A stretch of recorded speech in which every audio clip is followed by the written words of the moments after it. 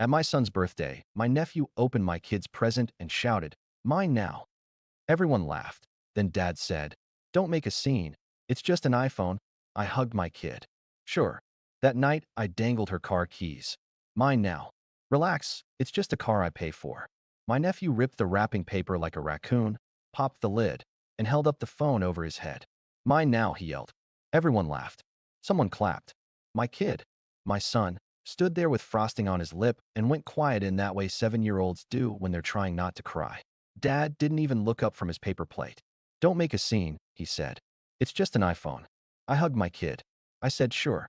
He leaned into me like a tired backpack. Here's the thing. I didn't scream. I didn't snatch it back. I didn't make a speech about respect at a table covered in Paw Patrol plates and Costco sushi. I just noted the timestamp on my watch, 4:37 p.m., and the way my sister smirked like she'd planned this. Later that night, in their driveway, I dangled her keys on one finger. "Mine now," I said. She made a face. "What?" "Relax," I said. "It's just a car." Before I go deeper, I should back up. I'm Nate, 36, project estimator for a commercial HVAC company in Tulsa, Oklahoma. Two-bedroom rental, $1,280 a month. Black 2015 Camry with a dent by the rear wheel, and a bad habit of checking my bank app before bed. I'm the quiet helper. I'm the guy who shows up early to set up chairs and stays late to fold the tables. I'm the one who fronts money just until Friday. I'm the guy who figures out the split on Venmo when nobody else can do math after sangria. The golden child is my sister, Bree. She's 33, single mom, big eyelashes, bigger opinions. Two examples so you get the picture. When she rear-ended a mailbox in high school, Mom called it senioritis. When I scraped a mirror on Dad's truck at 19, he took my Camry keys for a month because I didn't respect property. When Bree forgot to pay her utility bill last year, Dad sent her $350 and a smile. When I mentioned I was short on cash after my kid's ER visit, Mom said, "Budget better." Anyway, this story is about one birthday party, a phone, a bill, and a boundary I should have set years ago. And yes, there's a receipt. Keep reading. The hook? The phone went to the wrong kid, and the room laughed like that was normal. We did the party at Sky Zone because my son, Leo, is obsessed with trampolines and orange socks. I put the deposit on my Discover card, $4.50 on April 28th at 9:12 a.m., and paid the balance the morning of, for $115.28 after tax. I booked the sheet cake at Merritt's, $62.90, half chocolate, half vanilla, blue buttercream. I still have the receipt in the glove box. I even grabbed a Costco fruit tray for the health-conscious relatives we never actually have. Bree offered to help with decorations, which meant she came an hour late carrying a single helium balloon and a ring light. "Content," she said, spinning in the doorway. "Don't be weird about it." If you're wondering where Leo's mom fits into this, Jess and I split 3 years ago. We're cordial. She was there, standing beside me with napkins in her pocket and that anxious co-parent smile. She'd chipped in too. She bought the paper goods and a Lego set that, spoiler, never got opened. I bought the gift. Not because an iPhone for a 7-year-old is normal. It isn't. But because Leo walks to the bus stop at my place every other week, and he's been terrified since that stray dog incident. We agreed on a starter model, nothing crazy. iPhone SE, 3rd gen, 128 gigabytes, for $129 before tax at the Apple Store at Woodland Hills. I did the pickup at 11:06 a.m., tossed the bag in my trunk under a blanket, and felt a little proud. I added a cheap case from Five Below with little planets on it, because Leo's into space. The family hierarchy hovered over everything the minute we showed up. Bree floated, hips first, all charm, while Mom ran interference like a PR rep. "Nate," Mom said, breathless, pinning a crepe streamer to the wall. "Bree had a rough week. Don't give her tasks." She didn't say I had a rough month. She didn't say I'd covered Bree's $1,200 car insurance premium in January when her policy lapsed. She didn't say I was still paying $39.99 on my AT&T account because I'd added an extra line 2 years ago for emergencies. She didn't say anything because I'm the quiet helper. I'm the guy who just does it. Here are 2 more quick examples because they matter later. Last Thanksgiving, Bree collects everyone's cash for the shared grocery run. I hand over $120.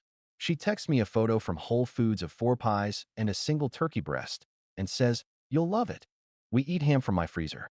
In March, Dad forgets his wallet after dinner at Smoke. The check is $184.62. Everyone pauses. I slide my card into the leather booklet, and Dad pats my shoulder like I won a prize. So when the present opening started, I was on guard but still hopeful. Leo sat cross-legged on the foam floor, cheeks red from bouncing, hair sweaty under a paper crown. He opened the Lego from his mom and squealed. He opened 2 Hot Wheels sets, socks from my aunt, a hoodie from my cousin, then the white apple bag. I pulled it toward him.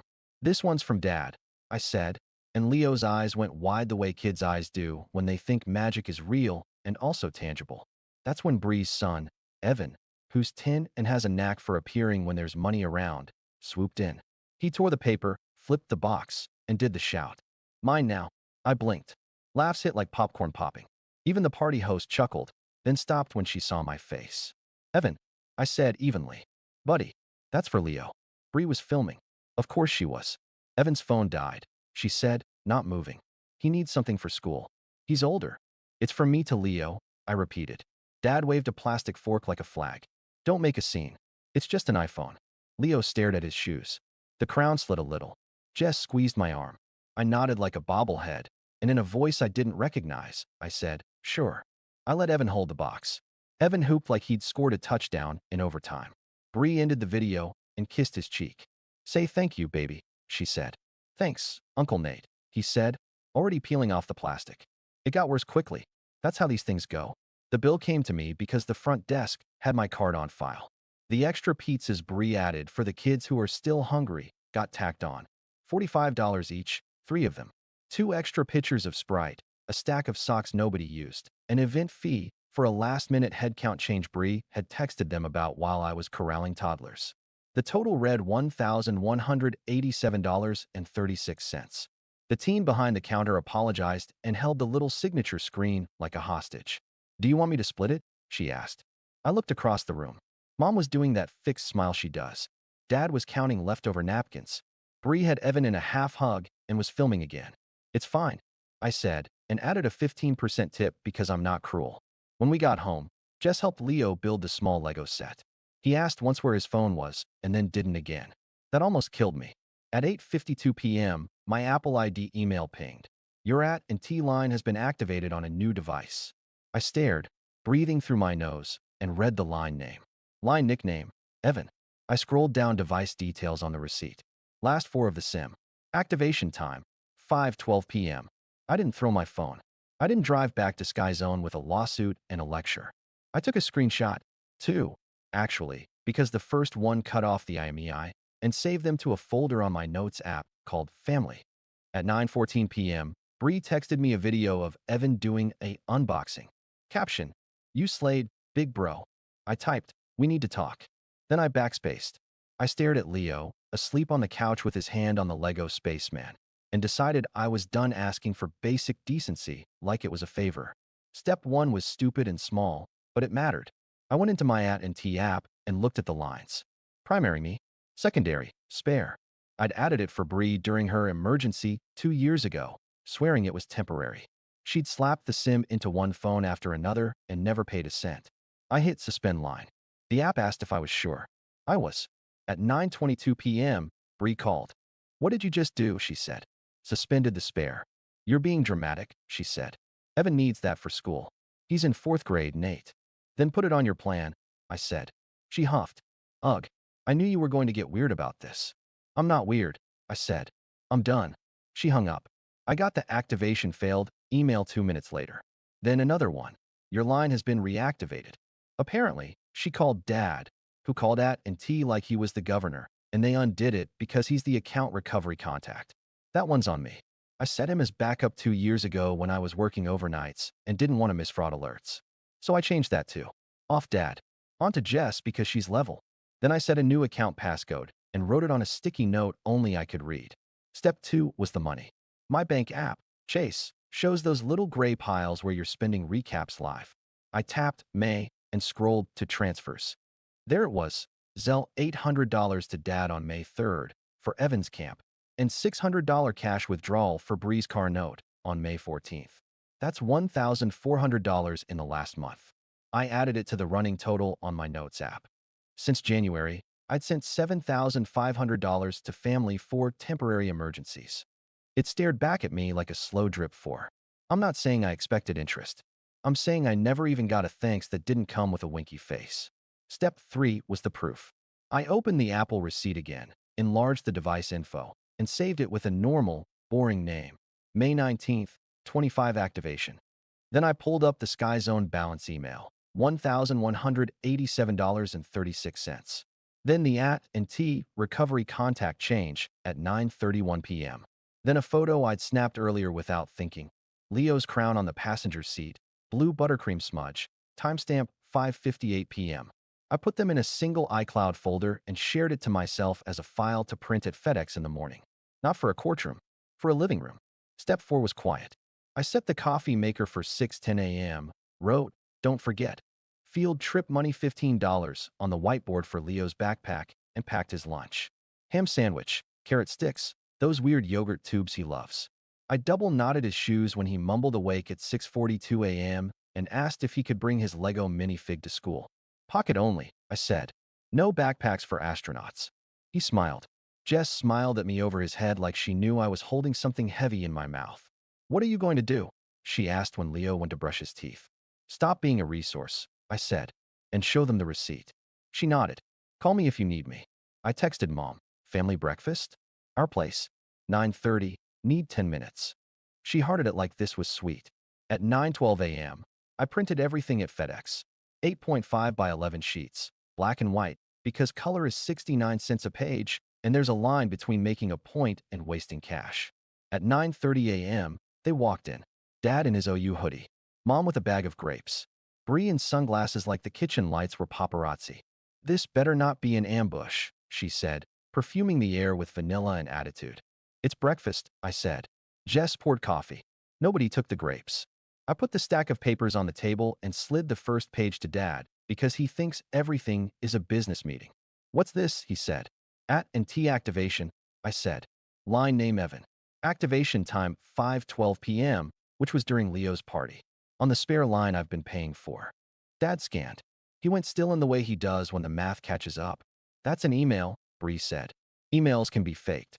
I slid the Sky Zone receipt. $1, 187.36. Posted at 6:05 p.m. I paid for the party. I'm glad I did. I'm not mad about that part. But I'm not paying for your line anymore. Mom sighed. "Nate, honey." I held up a hand. "Calm. Slow.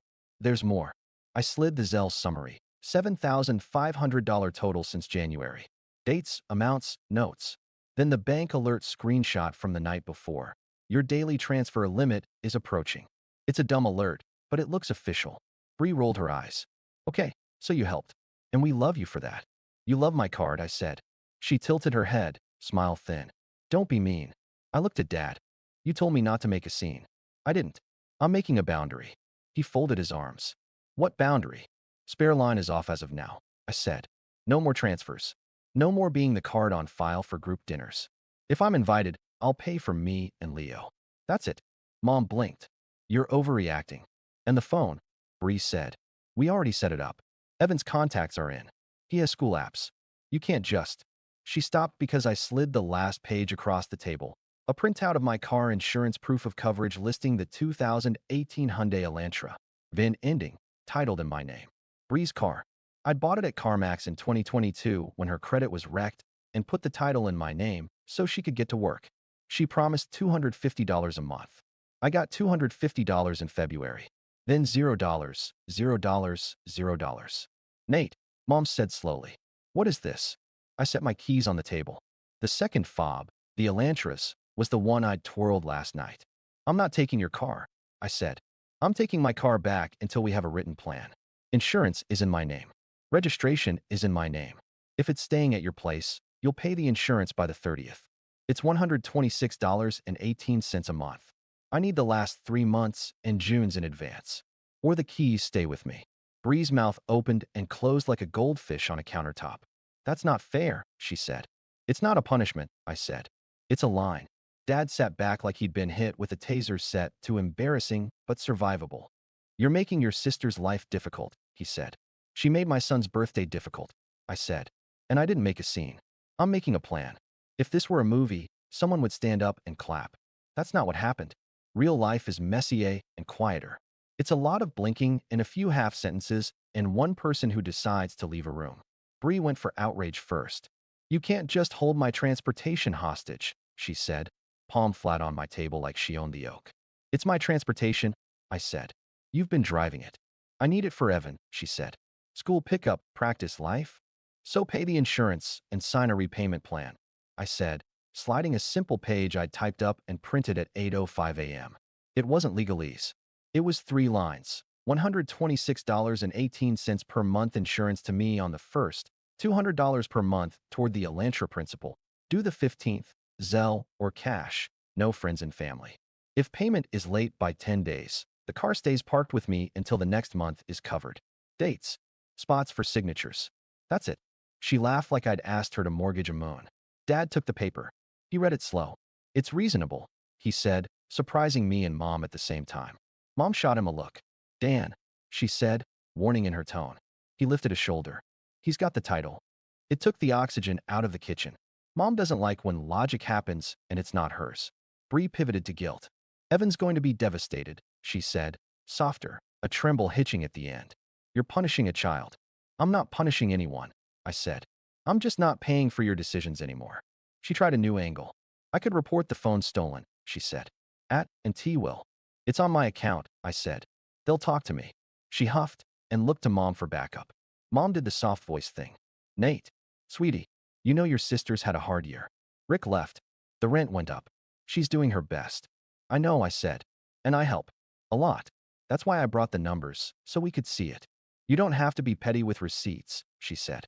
It's not petty to tell the truth, Jess said, quiet until then, sliding a mug toward Mom like a peace offering. Leo handled yesterday better than any adult here. He deserves the gift his dad bought him. Bree scoffed. Oh, spare me the Saint co-parent act. Jess's eyebrows twitched. Then she said, calmly, it's not an act. I flipped the stack back to the first page and tapped the activation email. This is the only thing I care about today, I said. Return the phone or pay me back in full by Friday. I'll go to AT&T today at lunch and move that spare line off my plan no matter what. The car stays with me until the insurance is current. What if I don't sign? Bree said. Then the keys stay here, I said, and pointed at the hook by the door where my kid's backpack hangs.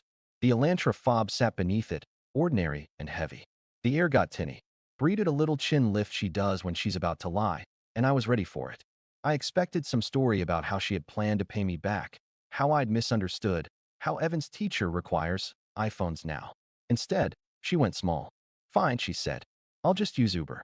Use Uber, I said. Save your receipts. We'll add them to the budget. Mom stood. Enough, she said. Nate, you're punishing your family for a toy. That's when I pushed the last line across the table. Not a paper. A sentence. Yesterday at 4:37, Leo looked at the floor and pretended not to cry. I said, it wasn't a toy. It was a moment. He learned that other people can grab his thing and the grown-ups will laugh. I can't let him learn that. Silence. Even the fridge shut up for a second. Bree's face flickered. Not remorse. Calculation. Then she said the thing that popped whatever thread I had left. You could have just told me you wanted it back, she said. You don't have to be dramatic. God. I exhaled through my nose. Keys, I said, and held my palm out. She didn't move. Dad reached into his hoodie pocket and set the keys on the table himself, like he was tired. Sign the paper, Bree, he said. Or start walking. She stared at him. That was the flip, weirdly. Not my emails. Not my careful numbers. Dad saying out loud which way the wind was going. She looked at me. She looked at the paper. Then she scribbled her name, not because she agreed, but because she wanted the show over. Fine, she said. You win. I didn't win, I said. I just stopped playing. It didn't end with fireworks. It ended with logistics. At 11:05 a.m., I stood at the AT&T on 41st. The guy in the blue shirt asked how my day was. Boundary day, I said. He nodded like he's heard that before. He moved the spare line off my account and onto a prepaid SIM sitting in his drawer. He handed me a small white envelope and a printed summary that read, account change completed 11:22 a.m., reference hashtag A5942. I tucked it into my folder. At 12:08 p.m., I called Apple support because Bree had tried to report the iPhone lost or stolen and lock it remotely. The rep asked for proof. I emailed the activation email and the point of sale receipt from 11:06 a.m. the day before, the order number. They took the serial off lost mode. I kept my voice calm. I kept the rep on speaker so Jess could hear and remind me not to apologize for existing. At 1:40 p.m., I parked the Elantra in my spot behind our building, printed a little sheet that said, "Not in use, do not tow," and slipped it onto the dash. I took a photo because Tulsa tow guys can be proactive. At 3:03 p.m., a Zelle ping hit my phone. From Bree, $126.18. Memo, insurance. 10 minutes later, another ping. From Dad, $300. Memo, for Evans Camp, installment. I didn't respond. I added the amounts to my note. At 4:10 p.m., Leo tumbled out of the bus with a shoebox diorama of a space base. He bounced when he saw the small white box on the kitchen island. "You got it back?" "I did," I said. "We're going to set it up together and talk about rules." "Can I call Grandma?" he asked. "In a minute," I said. "First we pick a ringtone." He picked chimes because he said it sounded like a robot being polite. At 5:22 p.m., Bree texted. "I need the car for Evan's practice," she wrote. I sent a photo of the signed plan and the $126.18 receipt. "When June is received, you can pick it up." "No," she typed. "I need it tonight." I didn't reply. She called Jess, who didn't answer. She called Dad, who texted me a shrug emoji. Then she sent a voice note that started with, "Wow, Nate," and ended with, "You're really doing this." I saved it to my family folder and turned on Do Not Disturb. At 7 p.m., Mom called. I let it ring out. She texted instead, "You're taking this too far." I typed, "I'm not available for this conversation," and set the phone down. At 8:16 p.m., I sat on the couch with Leo tucked into my side.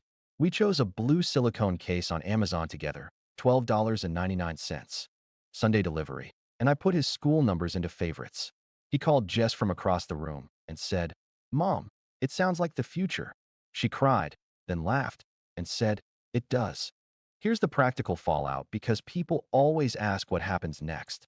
The car stayed with me for 8 days. On day 9, Bree dropped $200 at my door with a folded apology that wasn't really an apology. I handed her the keys and took a photo of the odometer.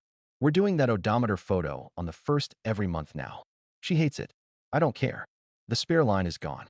At&T now has 2 contacts on the account, me and Jess.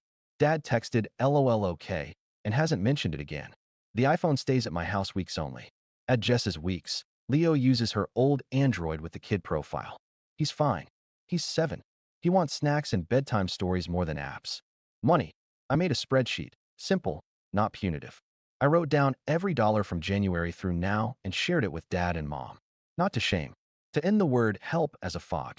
On June 30th at 10:02 a.m., Dad sent me $600 with a note. "We've been unfair." I took a breath I didn't know I'd been holding for a decade. The bigger thing is quieter. The family group chat has been normal. Fewer demands. More photos of my niece's art projects. Fewer, "Nate, can you?" messages at 11 p.m. The at&T alerts are just mine now. A little ping when Leo calls me from Jess's to say goodnight and tell me which planet he learned about. It's Saturn. He likes the rings. Do Bree and I hang out? Not really. We exchange logistics. If she misses a payment, the Elantra stays parked. She's missed once. The car sat 3 days. She was angry. I was at peace. 2 weekends after the party, we had Dad's birthday. Backyard, grill, folding chairs. I brought ice. I didn't bring my card. When the cake came out, Evan sidled up to Leo and said, "Hey, can I hold your phone?" Leo looked at me. I shrugged. "Your call." He smiled and said, "You can look at it." Then he added, "But not mine now." Evan laughed, a real laugh, not the whipped-up kind. He handed it back without a scene. Kids adapt if adults stop twisting the world for them. Mom tried once more, of course. She pulled me aside by the hydrangeas and said, "You embarrassed your sister." "I stopped subsidizing your daughter," I said. "Those are different." She exhaled like I'd said a bad word. I didn't argue. I took a photo of Dad with the grandkids and sent it to the group chat and left the party early because Leo was sticky and happy and tired. Back home, I put the sign plan in a cheap Walgreens folder labeled car. The at&T passcode lives on a piece of paper in my lockbox with the lease and the passports. The Discover card that was on file at 3 places, Sky Zone, the Bounce Place, and Smoke, is replaced with a new one that nobody has. I didn't announce it. I just did it. My moral isn't poetic. It's practical. I'm not a resource. I'm a person with a kid and a budget and a spine. I didn't scream. I didn't beg. I just showed the receipt, set the terms, and moved the keys to my hook. And when people told me not to make a scene, I learned the small trick I should have known all along. You can't embarrass someone who isn't playing along.